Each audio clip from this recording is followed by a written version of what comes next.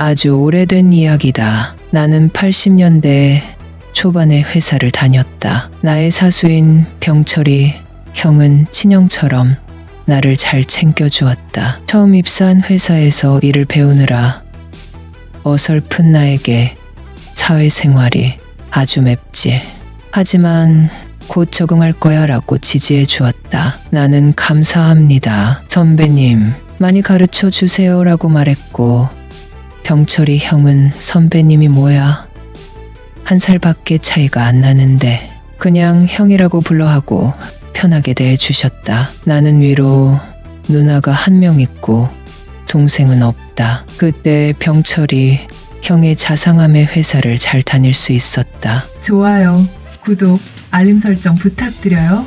병철이 형은 성격이 호탕하고 일도 잘했다. 그런데 20대의 젊은 나이임에도 불구하고 거의 엄마 뻘에 가까운 나이 많은 여성을 좋아했다. 나는 그게 이해가 가지 않았지만 나중에 나도 병철이 형 같이 나이 많은 여자를 만나게 되었다. 나는 키가 크고 마른 편이다. 그런데 성격이 소극적인 편이라 주변 사람들에게 종종 키 큰 사람은 싱겁다라는 말을 듣기도 했다. 하루는 야근을 마치고 병철이 형을 따라서 성인 나이트에 간 적이 있었다. 성인 나이트는 40대 후반 이후로 보이는 여성들이 많이 있었다. 물론 그 또래로 보이는 남성들도 많이 왔다. 손님 중에 우리처럼 젊은 층은 보이지 않았다. 요즘처럼 젊은이가 많이 가는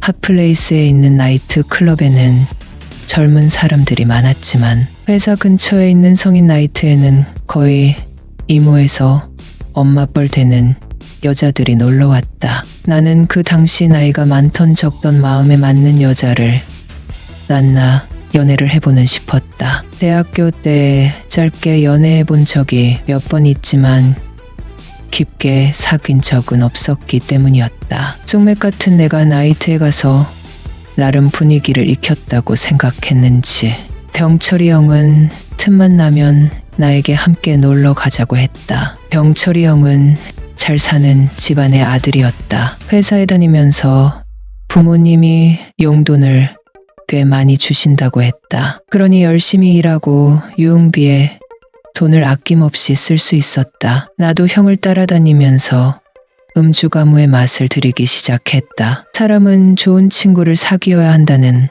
날이 있는 이유가 다 있다. 나이 많은 여자를 좋아하는 선배와 같이 다니다 보니 나도 나이 많은 여성과 교류할 일이 많아졌기 때문이다. 하루는 병철이 형과 퇴근 후에 회사 근처에서 식사를 하고 집에 가려고 하다가 나이트에 갔다. 병철이 형 말로는 그 나이트는 전에 갔던 나이트처럼 나이 많은 여자들이 많이 오는 나이트라고 했다. 친구와 한 번 갔었는데 재밌게 놀다 온 적이 있어서 또 가보고 싶다며 내 손을 잡아 끌고 들어갔다. 병철이 형은 곧바로 나에게 말했다. 저 여자들 어떻냐?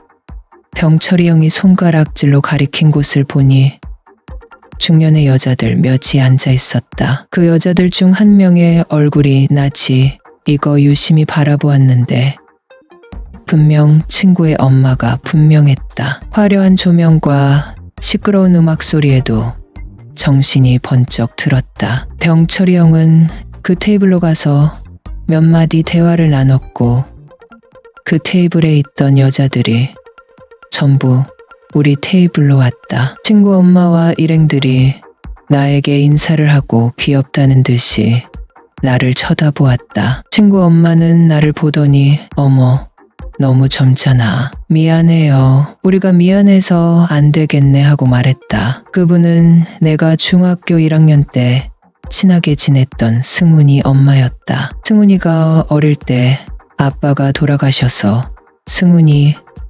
엄마가 집에서 재봉일을 하고 살았다. 우리 집은 2층 집이었는데 우리가 2층에 살았고 1층에 승훈이네가 살았다. 외아들인 승훈이는 내가 초등학교 고학년일 때 엄마와 둘이 이사 왔고 나는 승훈이와 점점 친해져서 중학교 때 시험 기간에 우리 집에서 공부를 같이 하기도 했다. 승훈이네는 우리 집에서 3년을 살고 작은 아파트를 분양받아 이사를 갔다. 하루에도 몇 번이나 마주친 승훈이 엄마의 얼굴을 몰라볼 리가 없었다. 하지만 승훈이 엄마는 나를 못 알아봤다. 어릴 때 기억을 떠올려 보면 승훈이네 집에는 옷감이 많이 쌓여 있었다. 주로 남자 양복 바지를 만드는 일을 하셨는데 동네 방앗간 같은 곳이었다. 동네 아줌마들이 놀러와서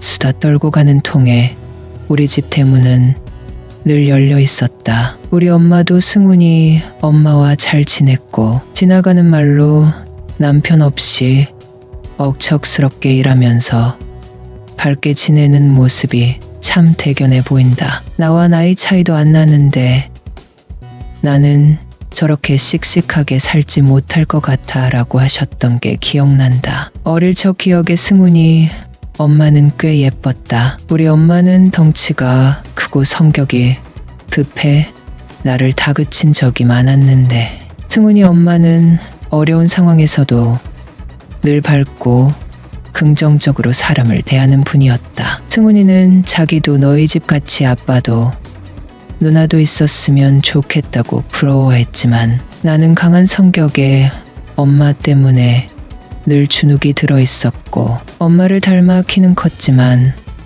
엄마에게 내 의사를 제대로 표현하지 못하고 소심한 성격이 된 것 같다는 생각을 했다. 승훈이 엄마는 여전히 예뻤다. 그 당시 긴 생머리를 하나로 질끈 묶는 스타일이었는데 나이트에서도 같은 스타일이었다. 얼굴에 광이 나도록 피부가 매끈했고 여전히 명랑했다. 병철이 형은 우리가 너무 젊어서 얘 안에서 합석을 못하겠다는 승훈이 엄마의 팔을 잡고 그런 말씀 마세요. 누님들이 너무 예뻐서 용기 내서 이 자리를 만들었으니 우리 같이 즐거운 시간 보내요 라고 했다. 나는 친구 엄마가 앞에 앉아 있어 신경이 쓰였지만 내 생각만 할 수 없어서 승훈이 엄마 일행과 맥주를 마시고 춤도 췄다. 블루스 타임이 되자 승훈이 엄마가 내 손을 잡고 스테이지로 나갔다. 나는 승훈이 엄마와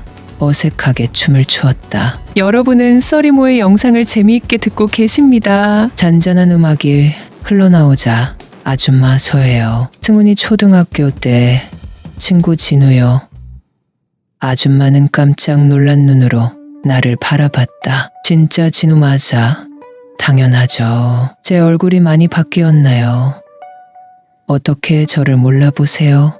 하고 웃었고 승훈이 엄마는 부끄러운 듯 내 손을 꽉 쥔 채 우리 승훈이가 알면 안 되는데 오늘 일 비밀 지켜줄 수 있어 라고 했고 우리 조용한 곳으로 가요 하고 승훈이 엄마와 자리로 돌아갔다. 그 사이 총 4명이었던 아줌마들 중 2명은 짝이 안 맞는다며 집에 갔고 병철이 형과 마주보고 있던 아줌마 한 분만 남아있었다. 승훈이 엄마는 일행에게 우린 먼저 나가야겠지고 하며 나왔고 병철이 형은 잘해보라는 듯 나에게 한쪽 눈을 찡긋했다. 승훈이 엄마는 근처 여관을 가리키며 잠깐 들어가서 얘기 좀 하자고 했다. 한겨울이고 마땅히 얘기를 나눌 장소도 마땅치 않아 아줌마를 따라 여관에 들어갔다. 아줌마는 긴장된 모습으로 나에게 애원했다. 승훈이가 공부를 잘해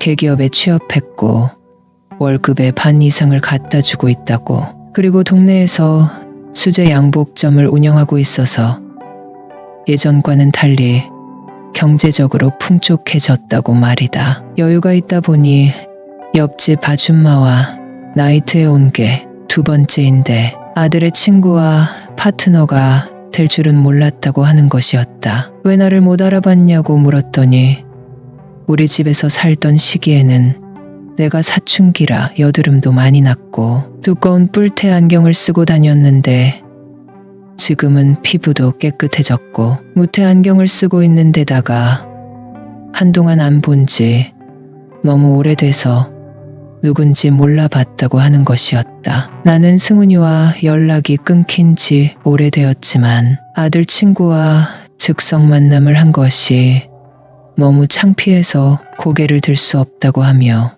울기 시작했다. 나는 울지 말라고 등을 두드려줬고 아줌마는 나는 승훈이 아빠에게 부끄러운 행동을 한 적은 한 번도 없어라고 했다. 아줌마는 이상하게 나에게만은 여자이고 싶은 날이라고 하며 내 손을 붙잡았다. 나는 아줌마가 리드한 대로 일을 치렀다. 대학교 때 여자친구와 경험이 있었기 때문에 아줌마가 얼마나 급했는지 알아챌 수 있었다. 아줌마는 남편이 하늘나라로 가고 거의 20년 만에 처음으로 남자 품에 안겼다며 또 울었다. 집안에서 종일 미싱이를 하면서도 하나뿐인 아들을 남부럽지 않게 키워온 세월, 그리고 아들이 잘 돼서 보상받고 있다는 뿌듯하다고 했다. 나도 모르게 눈물이 핑 돌았고 승훈이 엄마가 원할 때 언제든 달려오겠다고 약속했다. 승훈이와 만나보고 싶은 마음이 굴뚝 같았지만 일단 승훈이 엄마와 시간을 더 보내고 싶었다. 승훈이 엄마는 내 품에 안겨 비명을 질렀다. 요즘같이 만족스러운 때는 없다며 이제는 나이트 같은 데는 안 가고 진우만 만날 거라고 했다. 그 당시 업무 스트레스가 심했는데 승훈이 엄마를 만나 즐거운 시간을 보내면 피로가 확 풀렸다. 그렇게 지낸 지 1년이 지났다. 아줌마는 승훈이에게 내가 우연히 자신의 가게에 수제 와이셔츠를 맞추러 왔고 나를 알아보게 되었다고 했단다. 승훈이는 곧 결혼할 여자가 있다고 소개했고 당당하게 버질로드를 걸어가는 승훈이의 모습이 참 부러웠다. 아줌마는 승훈이가 집에서 1시간 거리에 있는 곳에 신혼집을 마련했으니 이제 집으로 놀러 오라고 했다. 우리는 한 가지 약속을 했다. 아줌마가 원할 때 만사 제치고 달려가기로 말이다. 그 당시에는 지금처럼 휴대폰이 없으니 아줌마에게 회사 전화번호를 알려줬다. 아줌마가 회사로 전화를 걸면 나는 마치 엄마인 것처럼 전화를 받았고 내용은 짧았다. 내일 우리 만날까? 네, 아니요 정도로 얘기하고 엄마가 좋아하는 치킨 사들고 갈게요. 라고 자연스럽게 통화를 마무리했다. 나는 승훈이 엄마를 만나러 갈 때 빈손으로 간 적이 없었다. 언제나 내게 밝은 기운을 준 아줌마에게 하나라도 더 해드리고 싶은 마음이 굴뚝 같았기 때문이다. 아줌마는 내 생일이 다가오자 어린 남자친구에게 어울리는 양복을 맞춰주고 싶어 키 크지 날씬하지 모델 같네라고 하셨고 나는 감사한 마음으로 선물을 받았다. 그날 우리는 너무 급한 나머지 아줌마 가게 창고에서 일을 치렀다. 그렇게 우리는 한동안 뜨겁게 만났다. 나는 30대 초반이 되고 지인의 소개로 한 여자를 만나 결혼을 하게 되었다. 승훈이 엄마처럼 밝고 긍정적인 스타일이라 푹 빠져들게 되었던 것 같다. 나는 결혼한 지 1년 만에 귀여운 아들을 낳아 키우는 재미에 빠져 승훈이 엄마와는 가끔 연락만 하고 지냈다. 아내 모르게 건강식품을 보내 드리는 정도로 예의를 다했다. 그리고 3년 정도 지나 승훈이에게 연락이 왔다. 엄마가 심장마비로 돌아가셨다는 것이었다. 조문을 갔다. 밝게 웃는 영정 사진을 보니 아줌마와 좋은 추억이 떠올라 눈물이 왈칵 나왔다. 나를 따뜻하게 보듬어주던 아줌마가 생각날 때면 아줌마가 손수 만들어 주신 양복을 입고 내 납골당에 찾아간다. 이 비밀스러운 발걸음은 승훈이도 와이프도 모르고 있다.